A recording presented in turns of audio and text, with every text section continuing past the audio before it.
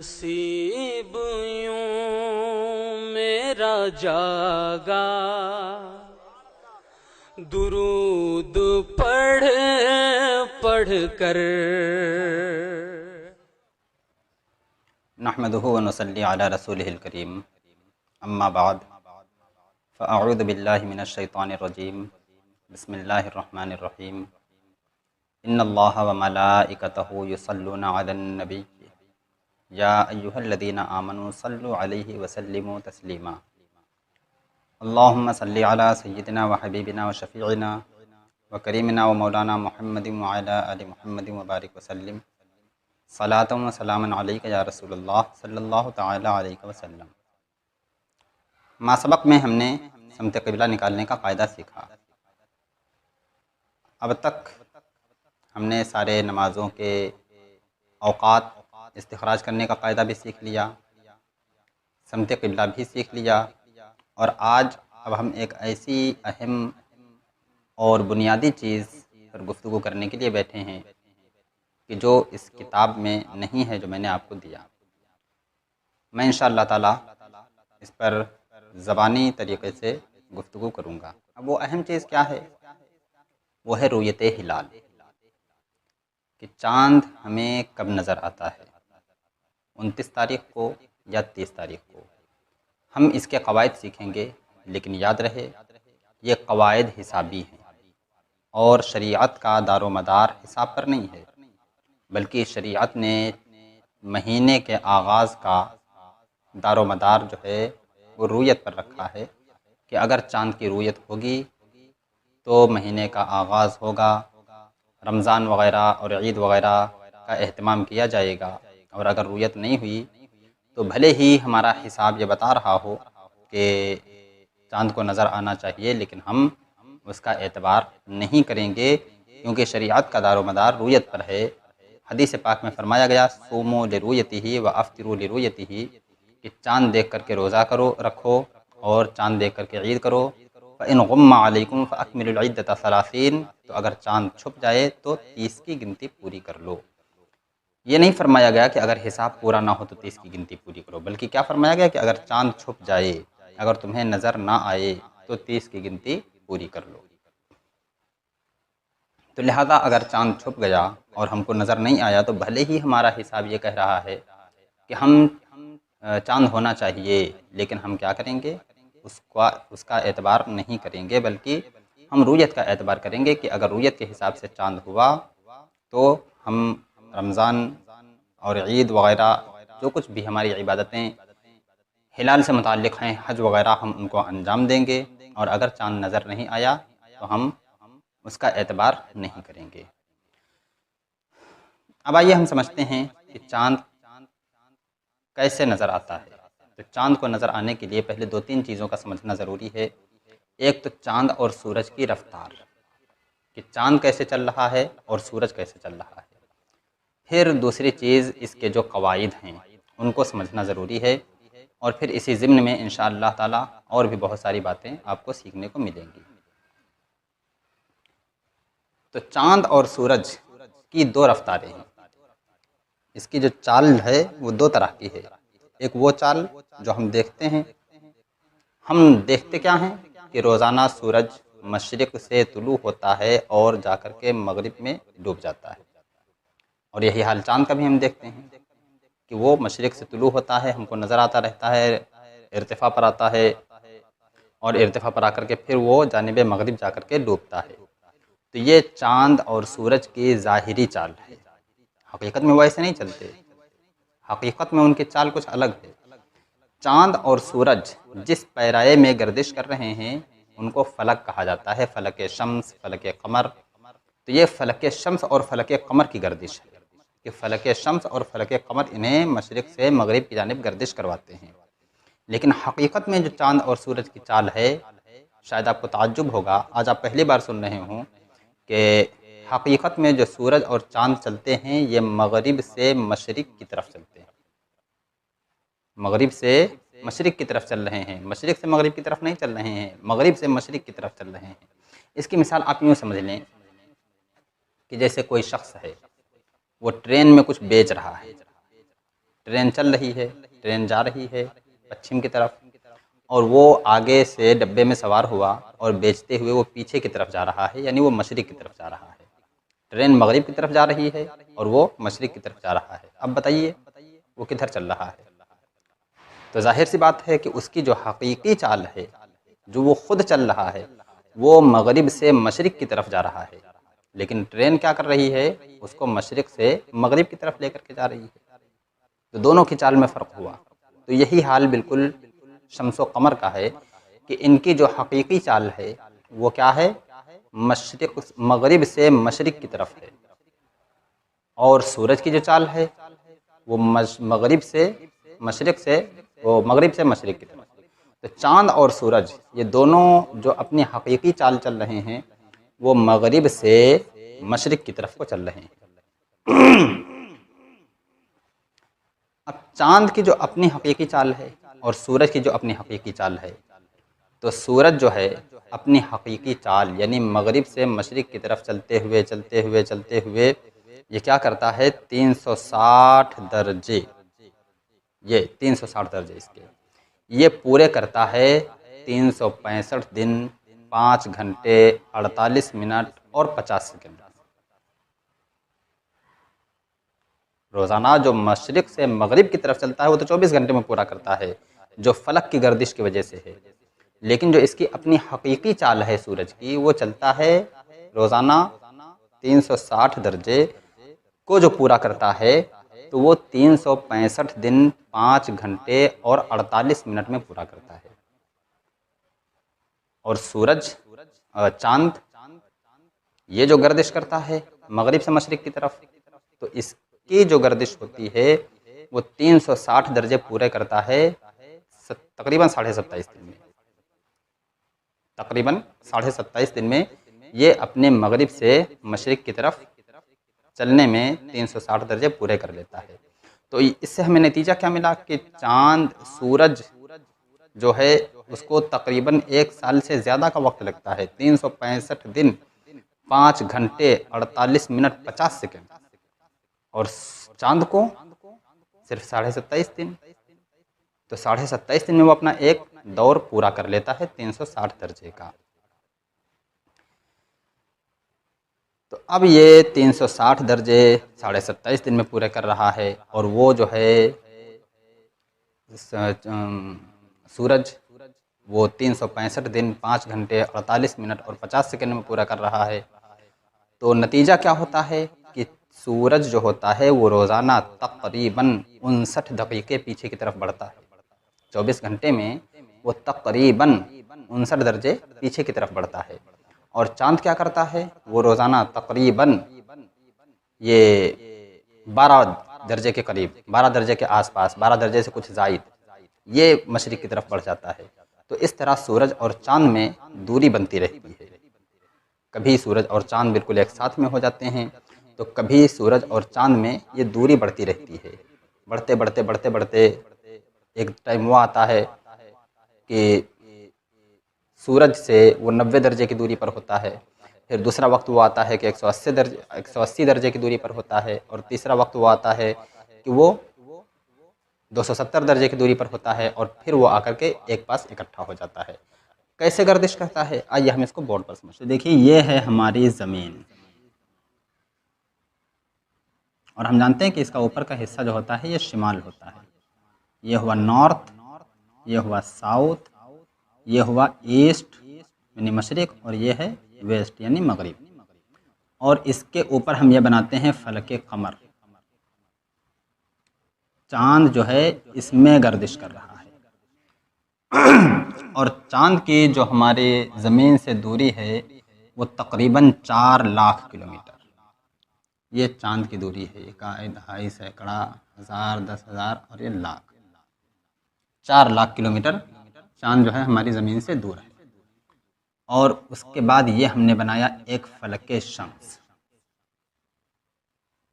ये फलके शम्स है और सूरज इसमें गर्दिश कर रहा है। याद रखिएगा ये हमारा मशरिक़ है। अब हम यहाँ पर मशरिक़ लिख देते हैं, और ये है मगरिब। और सूरज जो है ये हमारी ज़मीन से तकरीबन 15 करोड़ किलोमीटर दूर है। 15 करोड़ किलोमीटर दूर है। ये दूरी घटती बढ़ती रहती है। सूरज जो हमारी ज़मीन के सबसे ज़्यादा करीब आता है वो 14 करोड़ 70 लाख किलोमीटर तक आ जाता है, और जब सबसे ज़्यादा दूर होता है तो ये 15 करोड़ 20 लाख किलोमीटर तक चला जाता है। लेकिन ये औसतन दूरी 15 करोड़ किलोमीटर उसकी मानी जाती है कि तकरीबन 15 करोड़ किलोमीटर दूर है। अगर कभी वक्त मिला तो इंशाअल्लाह ताला फिर हम इस पर और तफसीली गुफ्तगू करेंगे। आला हज़रत रहमतुल्लाह ताला अलैह ने जो इस पर दलाइल कायम किए हैं और इससे जो साइंस का रद्द फरमाया है, तो इंशाअल्लाह ताला उस पर भी कुछ गुफ्तगू की जाएगी। लेकिन अभी फ़िलहाल आज मैं इतना ही समझता हूँ कि ये इतनी दूरी है। अब देखिए सूरज मसलन यहाँ से गर्दिश करना शुरू करता है तो ये उसका ज़ीरो दर्जा हुआ। अब यहाँ से गर्दिश करते करते करते करते करते करते वो जो है ये पूरा अपना दायरा पूरा करता है कितने दिन में? 365 दिन 5 घंटे 48 मिनट में, 48 मिनट और 50 सेकंड में। और चाँद ने जब यहाँ से गर्दिश करना शुरू किया तो वो गर्दिश करता है और करते करते वो 27 तकरीबन 27.5 दिन में यहाँ तक अपना पूरा सफ़र तय कर लेता है। वो 360 दर्जे तय कर लेता है।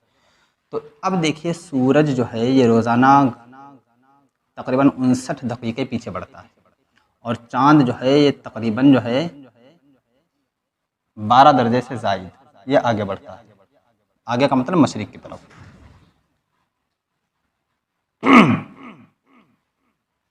तो ये इनकी चाल होती है। अब एक चीज़ हमने समझ लिया, ये दोनों की चाल। अब आइए हम समझते हैं मुहाक़ को। ये है मुहाक़। मुहाक़ को इंग्लिश में न्यू मून भी कहते हैं। न्यू मून, नए चांद का पैदा होना, नए चांद की पैदाइश। होता यह है कि चांद गर्दिश करते करते अपने 360 दर्जे पूरे करता है तो एक वक्त वो आता है कि चांद और सूरज बिल्कुल सामने हो जाते हैं। ये सूरज है और बिल्कुल इसी के सीध में ये चांद होता है हमारा। तो अब हम यहाँ पर ये भी समझेंगे कि चांद रोशनी कैसे हासिल करता है। तो अब देखिए चांद जो रोशनी हासिल करता है वो सूरज से रोशनी हासिल करता है। चांद बिल्कुल एक गेंद की तरह है और ऐसी गेंद की तरह सूरज भी है। और कोई भी गोल चीज़ हो तो आप उस पर जब रोशनी डालेंगे, मिसाल के तौर पर आप ग्लोब ले लीजिए या कोई गेंद ले लीजिए और आप उस पर रोशनी डालिए तो देखिए वो आधा रोशन होगा और जो रोशनी के पीछे वाला हिस्सा है वो तारीक होगा। और इसका अंदाज़ा आप अगर चाहें तो अंधेरे में बहुत अच्छा कर सकते हैं कि आप टार्च लगाएं उस पर, तो टार्च की रोशनी जब उस पर पड़ेगी तो जितना हिस्सा टार्च के सामने आ रहा है वो रोशन होगा और जितना हिस्सा टार्च के पीछे है वो क्या होगा? तारीक होगा।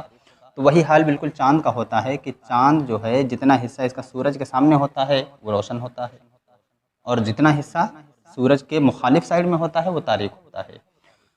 तो चाँद और सूरज का ये बिल्कुल आमने सामने हो जाना ये मुहाक़ की सूरत कहलाती है। और इसी ये मुहाक़ जो होता है ये इस्लामी 28, 29 और 30 तारीख को होता है। 30 तारीख को तो बहुत कम होता है लेकिन 28 और 29 में ज़्यादा होता है। ये मुहाक़ की सूरत, इसी को न्यू मून कहते हैं। और यहीं से हम चाँद की उम्र का आगाज़ करते हैं। हम ये देखते हैं चाँद के नज़र आने के लिए हमें उम्र की ज़रूरत होती है, अभी हम आगे इंशाल्लाह बताएंगे। तो चाँद के नज़र आने के लिए हमें उम्र की ज़रूरत होती है, तो हम यहीं से चाँद की उम्र का अंदाज़ा करते हैं कि चाँद की उम्र कितनी हो रही है और चाँद को नज़र आने के लिए कितने घंटों की ज़रूरत होती है, कितने घंटे उसकी उम्र होनी चाहिए। तो अब ऐसी सूरत में होता क्या है कि ये ऊपर वाला हिस्सा रोशन होता है चाँद का और ये नीचे वाला हिस्सा जो है ये तारीक होता है। और इसीलिए जब मुहाक़ की कैफियत होती है तो आपने देखा होगा कि 28-29 तारीख़ों में हमको चाँद नज़र नहीं आता, क्योंकि उस वक्त इसका ऊपर वाला हिस्सा रोशन हो चुका होता है और हमारे सामने वाला हिस्सा, क्योंकि हम यहाँ ज़मीन पर खड़े होकर के चाँद को देख रहे हैं, तो ये हमारा सामने वाला हिस्सा जो है ये तारीक होता है, इसलिए नज़र नहीं आता। फिर क्या होता है, ये चाँद चलते चलते एक वक्त वो आता है कि सूरज से 90 दर्जे की दूरी पर होता है। तो अब जब यहाँ पर होगा ये, तो देखिए सूरज की रोशनी पा रहा है, अब इसका ये इतना हिस्सा रोशन होगा, ये ऊपर वाला हिस्सा रोशन है। अब जो रोशन हिस्सा है उसका 1/4 हमको नज़र आ रहा होगा ज़मीन से। ये देखिए हमारी नज़र यहाँ पर पड़ रही है तो इतना हिस्सा हमको रोशन नज़र आ रहा है और बाकी ये सब हिस्सा जो है हमको तारीक नज़र आ रहा है। इसको कहा जाता है तरबीअ अव्वल। तरबीए अव्वल।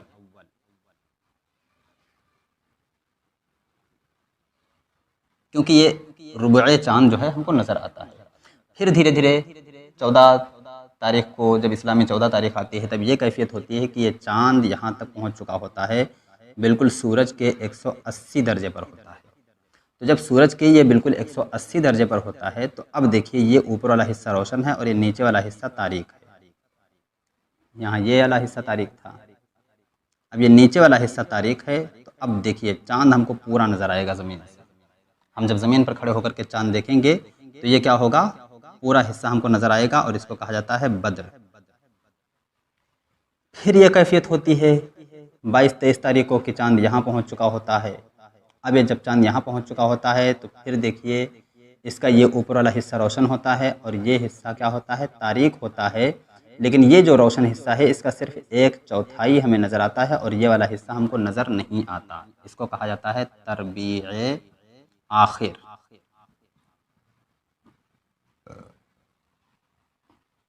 तरबीए आखिर कहते हैं इसको। फिर उसके बाद फिर वही कैफियत आती है कि चाँद यहाँ मुहाक पर आ जाता है और इसका ऊपर वाला हिस्सा रोशन होता है और नीचे वाला हिस्सा तारीख होता है, या 27-28 तारीखों में होता है इस्लामी। और फिर उस वक्त ये चाँद हमको नज़र नहीं आता, हमारी नज़रों से ओझल होता है, क्योंकि हमारी नज़रों के सामने जो हिस्सा है वो तारीख है, इसलिए हमको नज़र नहीं आ रहा है। तो चाँद जो है सूरज से रोशनी हासिल करता है। अच्छा, अब यहाँ पर एक चीज़ हम और समझते चलें, सूरज ग्रहण और चाँद ग्रहण ये कैसे होता है। तो देखिए हमने मुहाक वाली सूरत समझी है, अब इस पर तो हम इतना बना करके नहीं समझा पाएंगे, लेकिन कभी कभी ऐसा होता है कि सूरज और चाँद का मेल अलग अलग होता है। मसलन फ़र्ज़ कीजिए कि सूरज का मेल 23 दर्जा 26 दक़ीक़ा है और चाँद का मेल क्या है, ये 20 दर्जा 26 दक़ीक़ा है। तो अब दोनों आमने सामने तो होंगे, मुहाक वाली कैफियत तो है, लेकिन चाँद यहाँ पर है और सूरज यहाँ पर है, दोनों हटे हुए हैं, अलग अलग हैं, ये कैफियत बन रही है। अब जब ये कैफियत बन रही है तो सूरज अपनी रोशनी ज़मीन पर डाल रहा है और चाँद उसके नीचे है। इस तरीके से ये कैफियत होती है, क्योंकि सूरज ऊपर है, हमारी ज़मीन से 15 करोड़ किलोमीटर दूर है और चाँद जो है 4 ही लाख किलोमीटर दूर है। तो जाहिर सी बात है कि चाँद क्या होगा, नीचे होगा, तो उसका ये ऊपर वाला हिस्सा ये रोशन होता है, इसलिए हमको ज़मीन से चाँद नज़र नहीं आता। और कभी कभी ऐसा होता है कि दोनों का मेल एक हो जाता है। तो जब दोनों का मेल एक हो जाता है, यानी चाँद ऐसे होता है और सूरज बिल्कुल ऐसे इसके ऊपर होता है, जब दोनों का मेल एक हो गया, मसलन फ़र्ज़ कीजिए कि सूरज भी 23 दर्जा 26 दक़ीक़े पर है और चाँद भी क्या है 23 दर्जा 26 दक़ीक़े पर है। तो अब दोनों का जब मेल एक हो गया तो अब कैफियत ये होती है कि दोनों ऊपर नीचे हो जाते हैं। तो अब जब ऊपर नीचे हो जाते हैं, अब ये वाली कैफियत होती है कि ज़मीन से अगर हम देखें तो हमारी नज़रों के सामने ये सूरज आ जाता है, ये चाँद आ जाता है और सूरज तक हमारी नज़र नहीं पहुँचती। और ऐसे ही सूरज तो ऊपर से रोशनी डाल रहा होता है, लेकिन बीच में चाँद आ जाता है और सारी रोशनी उसकी रोक लेता है और वो रोशनी ज़मीन तक नहीं आ पाती। तो क्या कैफियत होती है कि सूरज हमको सियाह नज़र आने लगता है नीचे से। बिल्कुल ये कैफियत होती है कि जैसे हम यहाँ से 2 सिक्के उठाते हैं, ये है हमारा चाँद और ये है हमारा सूरज। अब ये दोनों चलते चलते चलते चलते ये दोनों बिल्कुल ऐसे जब आमने सामने हो जाते हैं तो अब देखिए पीछे वाला सिक्का छुप गया, वो नज़र नहीं आ रहा है। क्यों? क्योंकि चाँद सामने आ गया। अब ये सूरज जो है ये रोशनी तो डाल रहा है, लेकिन वो रोशनी हम तक पहुँच नहीं पा रही, तो इसको सूरज ग्रहण का नाम दे दिया जाता है। और ये जो होता है ये मुहाक के वक्त होता है, और मैंने मुहाक बताया आपको कि 28, 29, 30 तारीखों में होता है। तो चाँद ग्रहण सूरज ग्रहण जब कभी भी होगा तो ये 28, 29, 30 तारीख को होगा, इन तारीखों के अलावा कभी नहीं हो सकता। और चाँद ग्रहण कैसे होता है? तो चाँद ग्रहण जब होता है तो वो चाँद उस वक्त यहाँ पर होता है, बीच में ज़मीन हाइल होती है। तो ये जो बीच में ज़मीन हाइल हो जाती है, तो कभी ऐसा होता है कि ये मरकज़े शम्स और मरकज़े कमर और मरकज़े ज़मीन, ये तीनों क्या होते हैं, एक साथ में हो जाते हैं। बल्कि ज़मीन को बीच में रखिए, इसको यहाँ से हटा देते हैं, ये है मरकज़े शम्स। इसकी ये कैफियत बनाइए कि ये है ज़मीन, ये है चाँद और ये है सूरज। अब तीनों का मरकज़ बिल्कुल एक सीध में हो गया।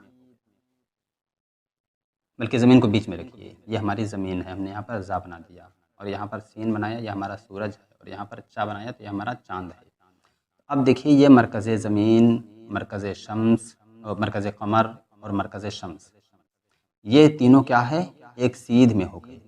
अब ये सूरज रोशनी फेंक रहा है तो इसकी रोशनी यहाँ ज़मीन तक आ रही है और ये आधी ज़मीन रोशन हो रही है।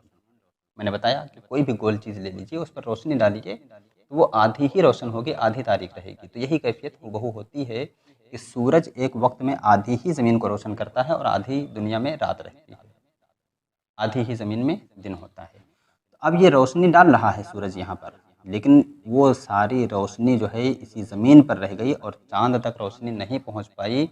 तो जब चाँद तक रोशनी नहीं पहुँची, अब चाँद हमको नज़र नहीं आया, और जब चाँद नज़र नहीं आया तो ये कैफियत हो जाती है और इसको चाँद गहन कहा जाता है। वो ऐसा इसलिए कि कभी कभी ज़मीन का साया चाँद पर पड़ जाता है, तो यही ज़मीन का साया जो चाँद पर पड़ रहा है इसकी वजह से चाँद रोशन नहीं हो पा रहा है और चाँद हमको नज़र नहीं आ रहा। और ये जो ज़मीन का साया पड़ता है तो इसकी भी दो सूरतें होती हैं। पहली सूरत कि ज़मीन का हल्का साया ज़मीन पर पड़े, ज़मीन का हल्का साया चाँद पर पड़े। तो जब ज़मीन का हल्का साया चाँद पर पड़ता है तो उसको कहते हैं पेनुम्ब्रा।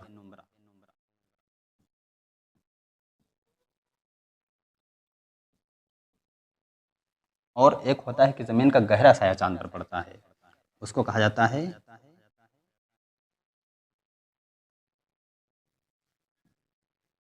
अम्बरा। ये है हल्का साया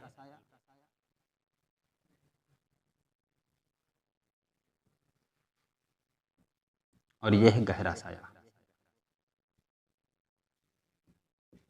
हमारे बुज़ुर्गों ने इसी गहरे साये को चाँद गहन करार दिया, कभी भी इसको जो है चाँद गहन करार नहीं दिया। लेकिन आज मौजूदा साइंस में इसको भी चाँद गहन मान लिया जाता है और वो लोग इसको भी चाँद गहन का हिसाब लगाते हैं। तो ये हमने सूरज गहन और चाँद गहन समझा। और यहाँ सूरज गहन में एक चीज़ और समझते चलें, तो ये जब पेनुम्ब्रा होता है, ये सूरज पहले चाँद गहन के बाद समझ लें। ये जो पेनुम्ब्रा होता है तो इसमें कभी कभी ऐसा होता है कि चाँद का रंग मुतगय्यर हो जाता है, पूरा चाँद छुपता नहीं है, पूरा चाँद स्याह नहीं होता, सिर्फ चाँद का रंग मुतगय्यर हो जाता है। और इसको जो है साइंस वाले चाँद गहन का नाम दे देते हैं। और सूरज में क्या होता है, कभी कभी ऐसा होता है कि सूरज गहन बड़ा होता है, उसकी कैफियत वही होती है कि ये चाँद पूरे सूरज को छुपा लेता है। और कभी कभी ऐसा होता है कि चाँद का और सूरज का मेल तो एक हो रहा है लेकिन मुकम्मल मेल एक नहीं हो रहा है, मुकम्मल तरीके से एक नहीं हो पा रहा है। तो अब ऐसी कैफियत होती है कि चाँद ऐसे गुज़र रहा होता है और गुज़रते गुज़रते ऐसे थोड़ा सा मस करता है और फिर यहीं आधे से मैं और करीब कर देता हूँ ताकि आपको नज़र आ सके। अब ये चाँद गुज़र रहा होता है और गुज़रते गुज़रते गुज़रते गुज़रते ऐसे आधे सूरज से होकर के गुज़रता चला जाता है। ये इस तरफ निकल गया, अब निकल गया तो इसमें आपने देखा कि ये सिर्फ आधा ही सिक्का छुपा और आधा सिक्का हमको नज़र आता रहा। तो यही कैफियत होती है कि आधा सूरज छुपता है और आधा सूरज हमको नज़र आता रहता है। तो ये कैफियत होती है सूरज गहन में। तो उम्मीद है कि आपने न्यू मून समझ लिया होगा। न्यू मून का मतलब क्या हुआ कि सूरज और चाँद दोनों एक सीध में आ जाएं। तो सूरज और चाँद ये दोनों एक सीध में आते हैं और सूरज तक चाँद को पहुँचने में दोबारा, अब जैसे इस महीने में सूरज चाँद एक सीध में हुए, अब फिर चाँद चलता रहेगा चलता रहेगा चलता रहेगा और चलते चलते वो 327 दिनों में यहाँ तक का वक्त पूरा कर लेगा। यहाँ फिर वो 27.5 दिन में पहुँचेगा, लेकिन वो 27.5 दिन में पहुँच रहा है। और मैंने आपको बताया कि चाँद जो होता है, सूरज जो होता है, रोज़ाना 59 दक़ीक़े पीछे हटता रहता है। तो अब सूरज यहीं पर थोड़ी ना बैठा रहेगा, ये भी तो पीछे बढ़ेगा। अब ये 27.5 दिनों में कितना पीछे बढ़ जाएगा, रोज़ाना तकरीबन 1 दर्जा बढ़ रहा है, कुछ कम। तो ये तकरीबन 24-25 दर्जे आगे बढ़ जाएगा। ये सूरज जो होगा ये 24-25 दर्जे यहाँ तक बढ़ चुका होगा। अब देखिए सामना नहीं रह गया, ये सूरज दूसरे महीने में यहाँ तक आ गया। अब चाँद को फिर 24-25 दर्जे पाने में 29 दिन लग जाते हैं, 2 दिन और लगते हैं, क्योंकि ये एक दिन में 12 दर्जे पीछे बढ़ रहा है और वो 27 दिन में जो है 24-25 दर्जे और आगे बढ़ चुका है। अब इसको 2 दिन और लगते हैं, तो इसलिए महीना जो होता है वो औसतन 29.53 दिन का होता है, 29.53 दिन का। तो इसीलिए 53% चाँद जो होते हैं, 53% चाँद ये 30 के होते हैं और 47% चाँद जो होते हैं ये 29 को हमको नज़र आते हैं। 47% चाँद हमें 29 के नज़र आते हैं और 53% चाँद हमें 30 के नज़र आते हैं। क्या मतलब है कि अगर हम 100 चाँद ले लें तो 100 चाँद में जो 53 चाँद होंगे वो 30 के नज़र आएंगे और जो 47 चाँद होंगे वो क्या होंगे, हमें 29 के नज़र आएंगे। तो इस तरह से आपने ये समझ लिया कि मुहाक किसको कहा जाता है। मुहाक जो है यही सूरज और चाँद जब एक सीध में आ जाएं तो इसको मुहाक कहा जाता है और इसी को इंग्लिश में हमने बताया न्यू मून कहा जाता है। अच्छा, यहाँ एक चीज़ और याद रखें कि ये जो चाँद ग्रहण होता है ये इस्लामी तारीख के एतबार से 13, 14 और 15 तारीखों में होता है। इन तारीखों के अलावा चाँद ग्रहण नहीं होगा, क्योंकि यही ऐसी तारीखें होती हैं कि सूरज जो है चाँद से 180 दर्जे दूरी पर होता है। 180 दर्जे दूरी हो चुकी है होती है सूरज और चाँद में, तो ये कैफियत होती है चाँद ग्रहण की।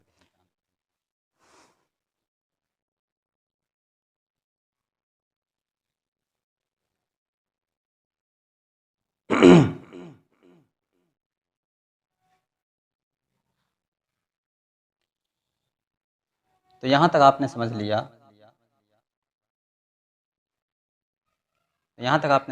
कि मुहाक किसे कहते हैं, न्यू मून किसे कहते हैं, सूरज ग्रहण कैसे होता है, चाँद ग्रहण कैसे होता है, सूरज और चाँद की रफ्तार क्या होती है, किस तरफ को चलते हैं, इनकी हकीकी चाल क्या है, और वगैरह वगैरह। ये बहुत सारी बातें आपने यहाँ पर समझी। सूरज का कौन सा हिस्सा रोशन होता है इसको भी आपने समझा कि ये चाँद का कौन सा हिस्सा रोशन होता है, तो इसे भी आपने समझा कि चाँद का वो हिस्सा रोशन होता है जो सूरज की तरफ हो, क्योंकि ये सूरज से रोशनी हासिल कर रहा होता है। तो इसीलिए देखिए, आप कभी देखते होंगे कि चाँद का जो रोशन हिस्सा है वो थोड़ा सा शिमाल की तरफ घुमा हुआ है। तो कभी हो सकता है आपने गौर किया हो तो आप देखते होंगे कि बिल्कुल जो हिस्सा जानिब मगरिब है वो घुमा हुआ है, और कभी आप देखते होंगे कि वो हिस्सा जो बिल्कुल जानिब वो थोड़ा सा जुनूब की तरफ घुमा हुआ है। तो ऐसा क्यों होता है? तो अब देखिए हम इसको समझते हैं कि जैसे ये उफ़ुक़ है और उफ़ुक़ पर आकर के सूरज ग़ुरूब हो चुका है और सूरज यहाँ नीचे जा चुका है। ये सूरज यहाँ नीचे जा चुका है। अब नज़र आने के वक्त अगर सूरज के बिल्कुल सामने चाँद हो तो ये कैफियत उसकी होगी। अब ये सूरज से रोशनी हासिल कर रहा है तो इस तरह से रोशनी हासिल करेगा, ये हिस्सा रोशन होगा और हमें चाँद इस तरीके से नज़र आएगा कि उसका ये रोशन हिस्सा सूरज की तरफ होगा बिल्कुल सीध में। लेकिन अगर चाँद यहाँ पर हो, इसको हम शिमाल फ़र्ज़ कर लेते हैं, ये मगरिब है, मगरिब की तरफ मुँह करके खड़े हों तो सीधे हाथ पर शिमाल इधर होगा और जुनूब इस तरफ हो जाएगा।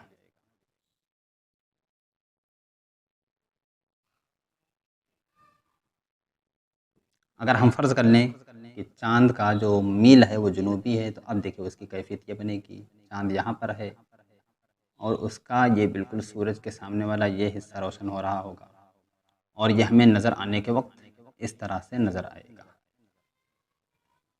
और अगर चाँद का मील जो है शिमाली हो तो उसकी ये कैफियत बन रही होगी और ये सूरज के सामने वाला जो हिस्सा है ये रोशन हो रहा होगा और नज़र आने के वक्त वो हमको इस तरह से नज़र आएगा। तो ये इनकी वजूहात होती हैं कि कभी चाँद बिल्कुल ऐसे होता है, कभी इस तरफ को घुमा होता है और कभी इस तरफ को घुमा होता है, क्योंकि इसका जो रोशन हिस्सा होता है वो सूरज की तरफ होता है, तो इसलिए। अच्छा, अब आपने ये समझ लिया, तो अब इसके बाद हम देखिए अपने हिसाब की तरफ आते हैं कि हम चाँद के नज़र आने के लिए कितनी चीज़ों का हिसाब लगाते हैं। तो सबसे पहले हम न्यू मून देखते हैं, जिसे आपने अभी मुहाक पढ़ा। इसे क़िरान नजरैन भी कहा जाता है, क़िरान सादैन भी कहा जाता है, इज्तिमाई नजरैन भी कहा जाता है, बहुत सारे नाम दिए जाते हैं। तो अब जो है हम आते हैं अपने क़वाइद की तरफ और क़वाइद पर गौर करते हैं कि हमें किन चीज़ों की ज़रूरत होती है। और ये सारे क़वाइद जो हम इस्तेमाल करते हैं ये ग़ुरूब आफ़ताब के वक्त, क़वाइद रूयत, ठीक है, हिलाल बवक़्ते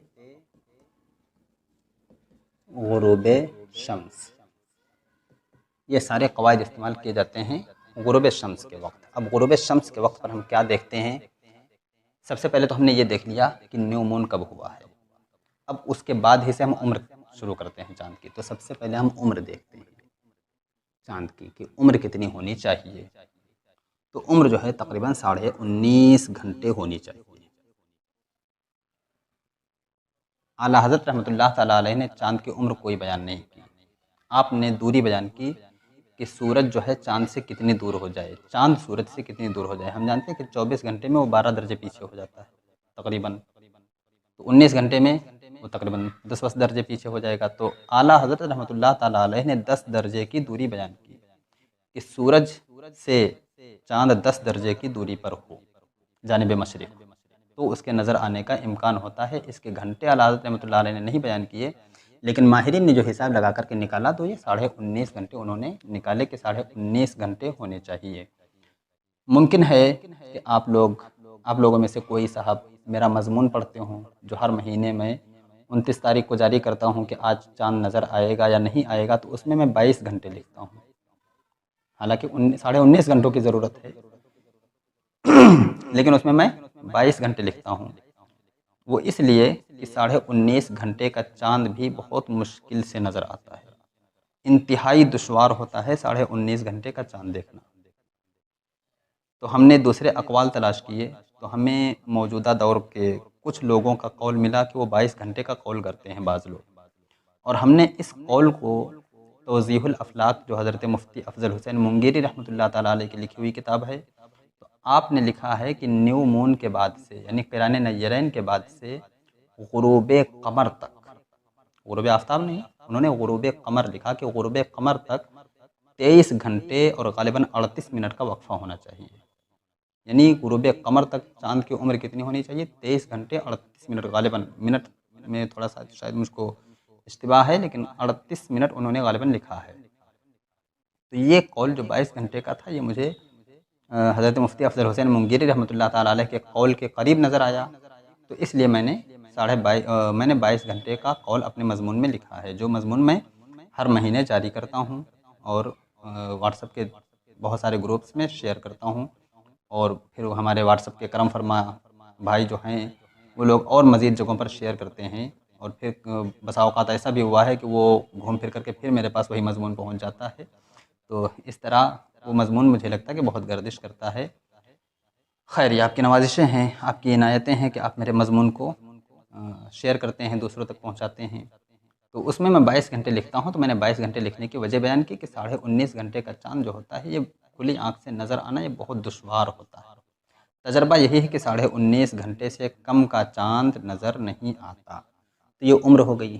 उसके बाद हम क्या देखते हैं, फ़स्ल नज़रैन, कि चाँद सूरज से कितनी दूर हो रहा है, कितने दर्जे की दूरी होनी चाहिए। ये है फ़स्ल नज़रैन।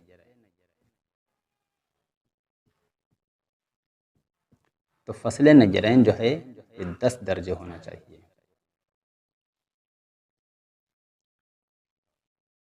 जब फ़स्ल नज़रैन 10 दर्जे होगा तो चाँद हमको नज़र आएगा। आप हो सकता है कि सुने कि बहुत सारे हमारे उलमा ये 11 दर्जे भी बयान करते हैं।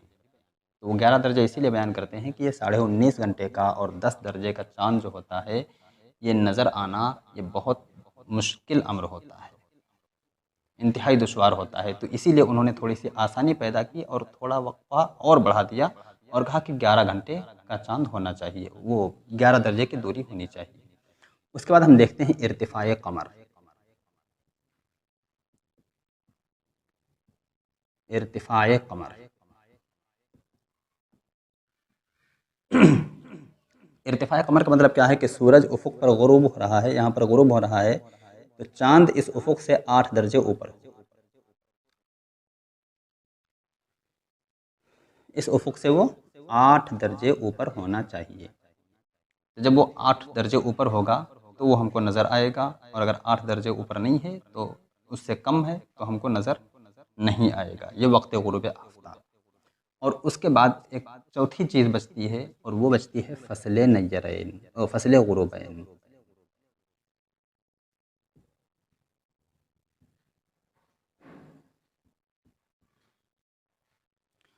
फ़स्ल ग़ुरूबैन का मतलब ये है, हम देखते हैं कि रोज़ाना चाँद तुलू होता है, ग़ुरूब होता है, तुलू होता है, ग़ुरूब होता है। और ग़ुरूब होने में कभी ये सूरज से पहले ग़ुरूब हो जाता है, तो जब सूरज से पहले ग़ुरूब हो जाएगा तब तो नज़र ही नहीं आएगा। कभी ये सूरज के साथ ग़ुरूब होता है, तो जब सूरज के साथ भी ग़ुरूब होगा तब भी ये आफ़ताबी शुआओं की बुनियाद पर नज़र नहीं आएगा। और कभी ऐसा होता है कि ये सूरज के बाद ग़ुरूब होता है, तो जब सूरज के बाद ग़ुरूब होता है तो कभी नज़र आने का इम्कान होता है और कभी नज़र आने का इम्कान नहीं होता। ये नज़र आने का इम्कान कब होता है कि जब चाँद जो है सूरज से 40 मिनट के बाद ग़ुरूब हो। चाँद क्या हो? सूरज से 40 मिनट के बाद ग़ुरूब हो।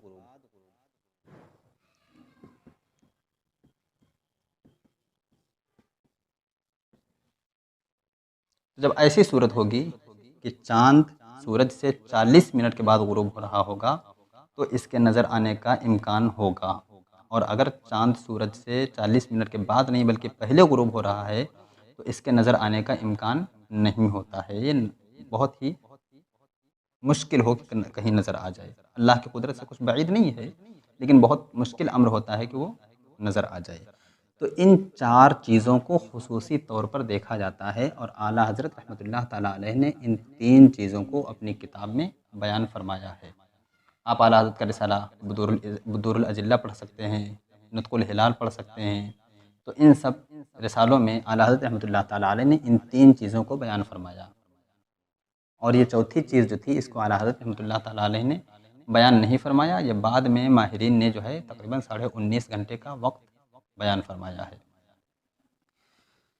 तो जब आपने इतनी चीज़ों को जान लिया, तो जब इतनी चीज़ें चाँद में पाई जाती हैं तो चाँद के नज़र आने का इम्कान होता है। अब आइए हमारा जो आगे आने वाला चाँद है, हम इसको देखते हैं कि ये कब हमको नज़र आएगा। 29 को नज़र आएगा या नहीं आएगा। हम पहले इसको हल करते हैं। हम इसको नहीं बिगाड़ेंगे, इसको हम मौजूद रहने देंगे। और ये चीज़ हम बिगाड़ रहे हैं। इर्तिफ़ाए क़मर के बाद था फ़स्ल ग़ुरूबैन।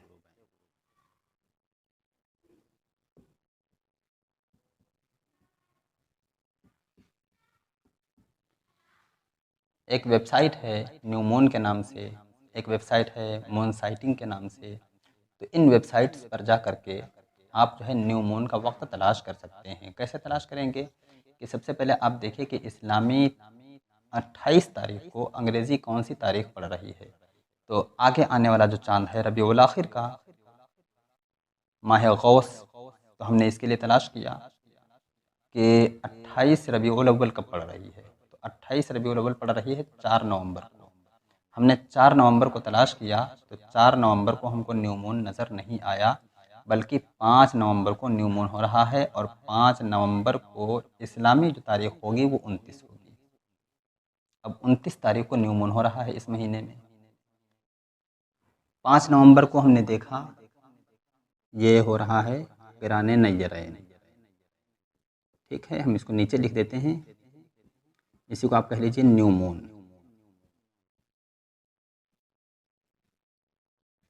तो न्यू मून हो रहा है 2:44 और 23 सेकंड पर, 2:44 और 30 सेकंड पर रात में, हिंदुस्तानी वक्त के मुताबिक रात के 2:44 और 30 सेकंड पर हो रहा है।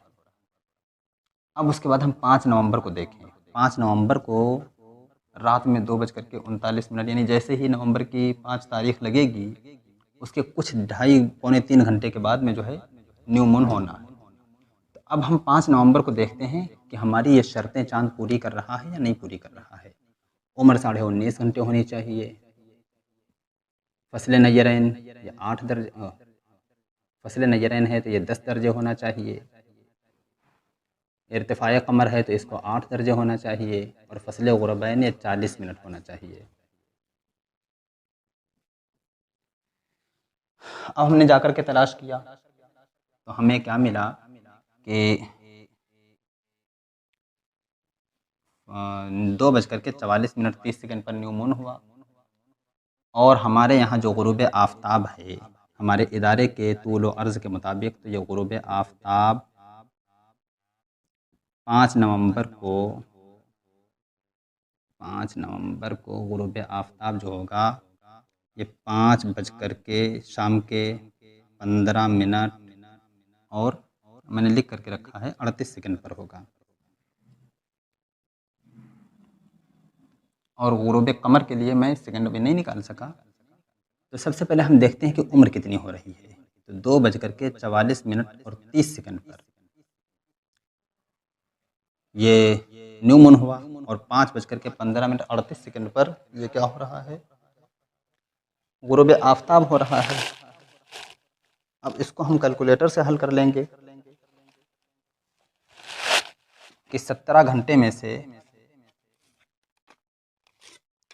देखिए जब 5 बज रहा होगा तो उस टाइम 17 बज रहा होगा, तो हम 17 से माइनस करेंगे। 17 बज कर के 15 मिनट और 38 सेकंड से हमने माइनस कर दिया 2 बज कर के 44 मिनट और 30 सेकंड, तो ये हमारे पास वक्त निकल करके आया 14 घंटे 31 मिनट और 8 सेकंड। तो उस दिन जो है 14 घंटे 31 मिनट और 8 सेकंड ये उम्र बन रही है। उम्र कितनी चाहिए? 19.5 घंटे। मिल कितनी रही है? 14 घंटे। तो पता चला कि 29 रबीउल अव्वल को चांद नज़र नहीं आएगा। अच्छा, ये एक सूरत हुई। अब दूसरी सूरत हम देखते हैं फसल नजरैन कितना हो रहा है। तो फसल नजरैन जो हो रहा है ये हमको चाहिए 10 दर्जे, लेकिन उस दिन जो हमको मिल रहा है फसल नजरैन वो 8 दर्जे और 31 दकीक़ा और 48 सानिया। 48 सानिया होना चाहिए था 10 दर्जे, लेकिन हुआ कितना? 8 दर्जा 31 दकीक़ा 48 सानिया, यानी 8.5 दर्जे तकरीबन। तो इसके हिसाब से भी 29 रबीउल अव्वल को चाँद नज़र नहीं आएगा। इर्तिफ़ा कमर कितना होना चाहिए? 8 दर्जे होना चाहिए, लेकिन हो कितना रहा है? 4 दर्जा 33 दकीक़ा और 26 सानिया। ये इर्तिफ़ा कमर हो रहा है। होना चाहिए था 8 दर्जा, लेकिन हो रहा है 4 दर्जा 33 दकीक़ा। इसके हिसाब से भी चाँद नज़र नहीं आएगा। अब आते हैं हम फ़स्ल गुरूबैन पर। फ़स्ल गुरूबैन कि गुरूब कितनी देर में हो रहा है। तो उस दिन जो चाँद का गुरूब है, हमने सूरज का गुरूब लिखा, ये 5 बज कर के 15 मिनट पर है। सेकंड फ़िलहाल हम हटा देते हैं, 5 बज कर के 15 मिनट पर है। और जो गुरूब कमर हो रहा है वो 5 बज कर के गुरूब कमर, इंशाअल्लाह गुरूब कमर जो होगा ये मेरे मज़मून में सेकंड के साथ आएगा। अभी मैं सिर्फ बगैर सेकंड के लिख रहा हूँ। ये 5 बज कर के 42 मिनट पर हो रहा है। अब 5 में से 2 गए, बचे 3, 1 में से 4 जाएगा नहीं, तो हम इधर से 1 हासिल ले लेंगे, नहीं बल्कि नीचे से ऊपर माइनस करना है। 2 में से 5 जाएगा नहीं, तो हम इसी कैलकुलेटर से माइनस कर लेते हैं। 5 बज कर के 42 मिनट से, ऐसे आम तौर से आप देखिए 25 और 2 27 मिनट, सिर्फ 27 मिनट का जो है हमें फसल मिल रहा है। सिर्फ 27 मिनट।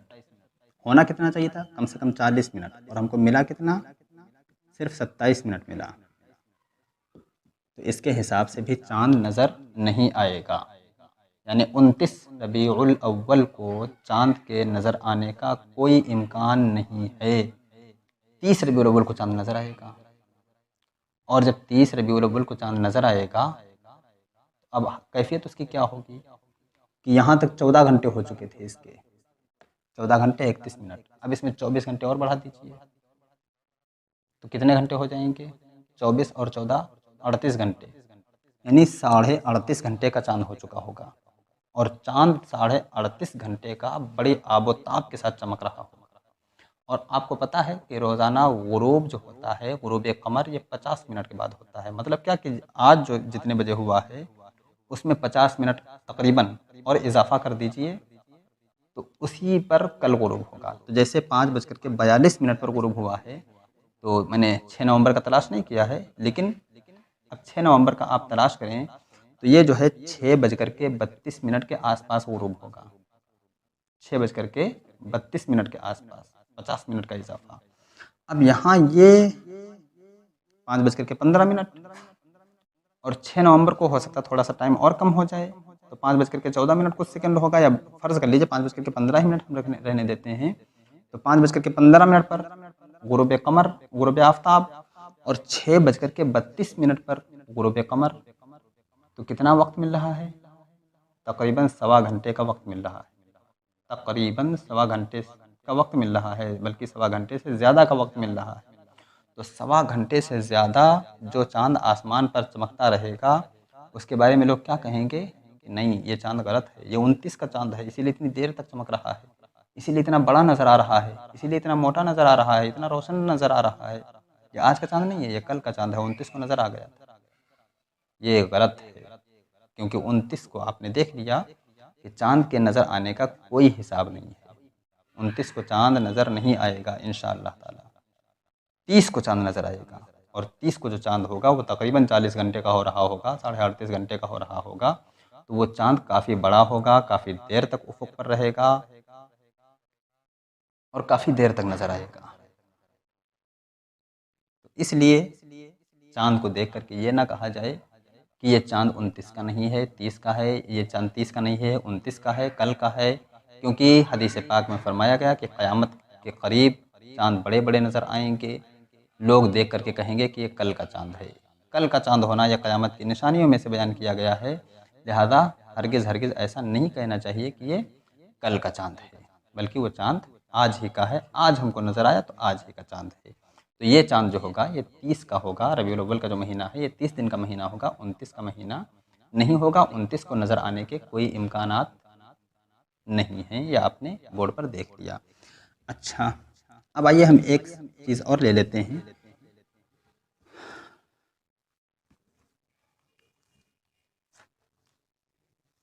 कि महीना कभी 29 का और कभी 30 का क्यों होता है। तो अभी आपने देखा कि चाँद, ये महीना जो होता है, चाँद अपना दौरा पूरा कर लेता है 29.53 दिन में। तो अब इधर 47 बचे हुए हैं, तो ये 47 जाकर के दूसरे महीने में मिल जाते हैं। ये एक महीना 29.53 दिन का। अब जो इस महीने का 47 बच गया वो जाकर के दूसरे महीने में मिलेगा। तो 29.53 वो है, वो आगे आने वाला महीना, और 47 इसका मिल गया, तो वो जाकर के उसने पूरा यहाँ पर 100 कर लिया, तो वो 30 का हो सकता है। और ये भी है कि वो भी 29 का रह जाए। आला हज़रत रहमतुल्लाह ताला अलैह ने लिखा है कि 30 के महीने मुसलसल 4 हो सकते हैं। 30 के जो महीने होते हैं ये मुसलसल 4 महीने हो सकते हैं, और 29 के जो होते हैं ये मुसलसल 3 महीने हो सकते हैं। होते ही नहीं हैं, ये कोई ज़रूरी नहीं कि हों ही, ये हो सकते हैं। तो ये चीज़ आपने समझ ली कि महीना 29 का क्यों होता है और 30 का क्यों होता है। अब आइए हम एक चीज़ की तरफ और चलते हैं, और वो चीज़ ये है कि आप आम तौर से देखते हैं कि सऊदी में हमसे एक दिन पहले चाँद हो जाता है। ऐसा क्यों? तो ऐसा इसलिए कि वो चाँद देखते नहीं हैं। उन्होंने भी अपने कुछ कवायद बना रखे हैं जो इन कवायद के बिल्कुल अपोज़िट हैं, इन कवायद के बिल्कुल ख़िलाफ़ हैं, और वो हमेशा अपने कवायद में कुछ न कुछ तब्दीली करते रहते हैं। पहले उनका कायदा ये था कि वो चाँद देखते नहीं हैं, हमेशा अपने हिसाबात पर चलते हैं।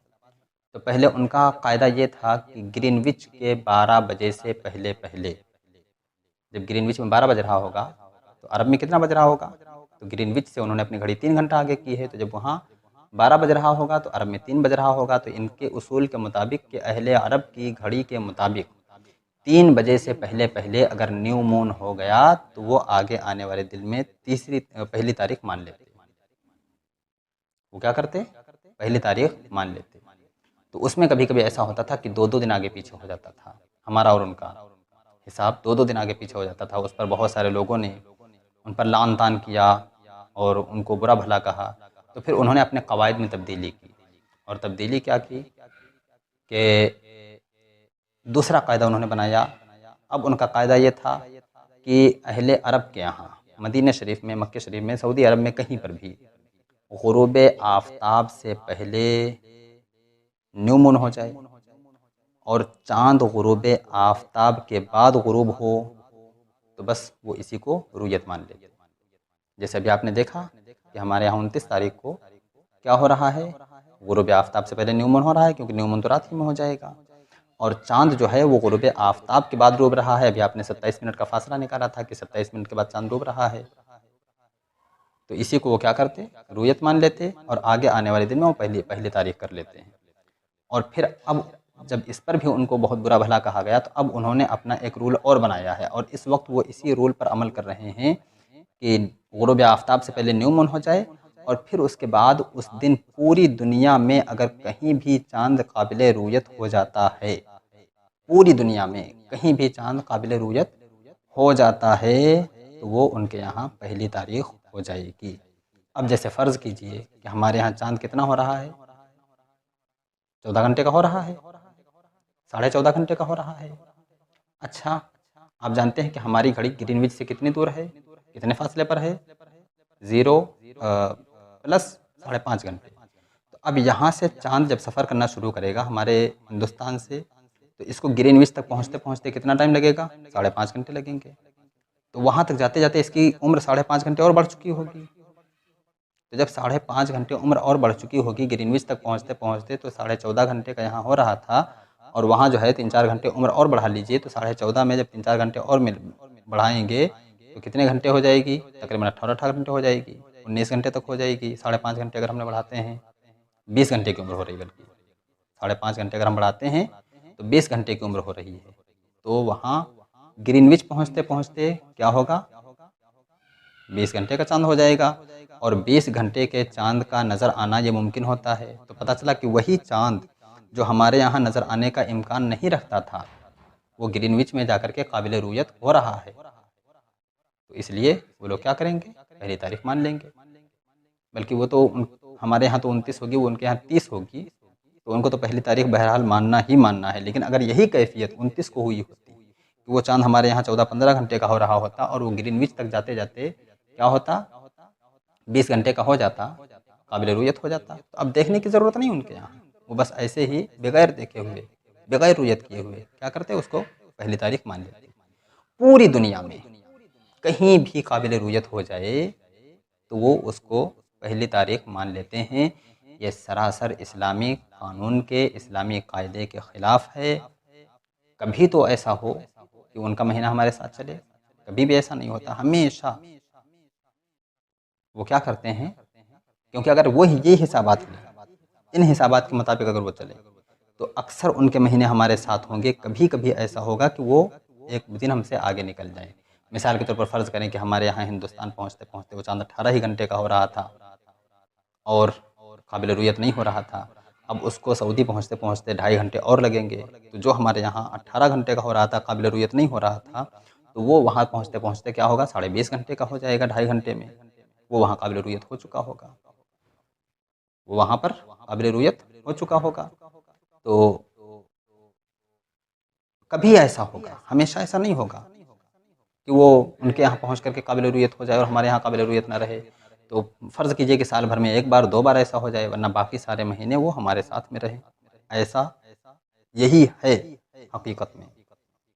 वो बग़ैर रुयत किए हुए, बग़ैर चाँद को देखे हुए रमज़ान भी कर डालते हैं, ईद भी कर डालते हैं और हद तो ये है कि पूरी दुनिया वालों का हज भी बर्बाद कर देते हैं, क्योंकि वो बग़ैर रुयत किए हुए पहली तारीख मान लेते हैं और उसी के मुताबिक वो हज करवाते हैं। हमने अपने उलमा के बारे में सुना है कि जो हमारे अकाबिर हैं, जो हमारे असलाफ़ हैं, वो जब हज करने के लिए जाते हैं तो जब उनके यहाँ 9 तारीख होती है तो हमारे यहाँ के हिसाब से वो 8 तारीख होती है और 8 तारीख को हुज्जाज किराम अरफ़ा में होते हैं। तो और वक़ूफ़ अरफ़ा क्या है, वक़ूफ़ अरफ़ा क्या है, हज के अहम अरकान में से है, इसके बगैर हज नहीं हो सकता। तो हमारे जो अकाबिर उलमाए किराम हैं वो क्या करते हैं, उनके यहाँ 9 तारीख होती है, लेकिन हमारे अकाबिर उलमा वहाँ से वापसी करते हैं मुज़दलिफ़ा वग़ैरह से और यहाँ आकर के वो फिर वक़ूफ़ अरफ़ा करते हैं। नहीं, बल्कि अरफ़ा जो है, वक़ूफ़ अरफ़ा जो है 9 तारीख को किया जाता है, 8 तारीख को हुज्जाज किराम मिना में होते हैं। तो जब वहाँ 10 तारीख होती है मक्के में, तो वो यहाँ के हिसाब से 9 तारीख होती है और 9 तारीख को वक़ूफ़ अरफ़ा करना है। तो अकाबिर उलमा के बारे में मैंने सुना है कि वो क्या करते हैं, मुज़दलिफ़ा से वापसी में वो अरफ़ा में थोड़ी देर क़याम करते हैं ताकि वक़ूफ़ अरफ़ा पा लिया जाए और हज का ये अहम रुकन अदा हो जाए। तो इस तरह वो लोग रूयत में और चाँद के हिसाबात में बहुत बड़ी गलती के मुर्तकिब हैं, और वो यही गलत हिसाबात के तहत जो है वो चाँद को मानते चले आ रहे हैं, अपने महीने शुरू करते चले आ रहे हैं। अल्लाह तबारक व तआला उन्हें हिदायत अता फ़रमाए। तो उम्मीद है कि आज के इस सबक में आपको बहुत सारी बातें समझ में आई होंगी। चाँद कैसे चलता है, सूरज कैसे चलता है, इनकी हकीकी चाल क्या है और इनकी ज़ाहिरी चाल क्या है। हकीकी और ज़ाहिरी चाल को मिसाल से भी हमने समझाया। फिर चाँद ग्रहण कैसे होता है, सूरज ग्रहण कैसे होता है, और चाँद ग्रहण और सूरज ग्रहण किन तारीख़ों में हो सकता है, किन तारीख़ों में नहीं हो सकता, और पूरा सूरज ग्रहण कैसे होता है, आधा सूरज ग्रहण कैसे होता है। इसी तरह चाँद ग्रहण की भी 2 किस्में होती हैं, पेनुम्रा और अम्बरा, हल्का साया और गहरा साया। तो हमारे बुज़ुर्गों ने गहरे साये को चाँद ग्रहण करार दिया है, हल्के साये को चाँद ग्रहण करार नहीं दिया।